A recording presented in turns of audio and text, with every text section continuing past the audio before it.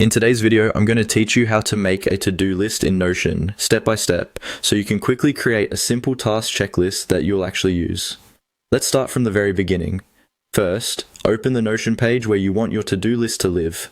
This could be an existing page, like a daily planner or a project page, or a brand new blank page. If you're starting from scratch, it can help to give the page a clear title, like today's task or weekly to-do, so you'll know exactly what it's for when you come back later. Once your page is open and you see the blinking cursor, you're ready to add your to-do list. In Notion, there's a quick way to create different kinds of content using simple slash commands. To create a checklist, type the slash character, then the word to-do list without any spaces. To-do list. As soon as you finish typing that, Notion will show you a small menu of related options. In that menu, you'll see an option that creates a checklist or to-do style block.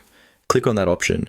The moment you click, Notion will insert a new to-do item right on your page, with an empty checkbox on the left and your cursor ready for you to type your first task. Now you can start adding your tasks. Type in your first item, then press enter to automatically create a new to-do line underneath it. Each line will have its own checkbox, so you can easily mark things as complete later. Take a moment to add all the tasks you want to track, maybe your top 3 priorities for the day, a few errands, or key steps in a project. As you work through your list, simply click the checkbox next to any task you've finished. Notion will grey out or strike through that item, giving you a clear visual sense of progress.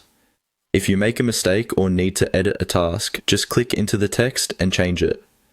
You can also drag tasks up or down to reorder them, which is helpful if your priorities change during the day.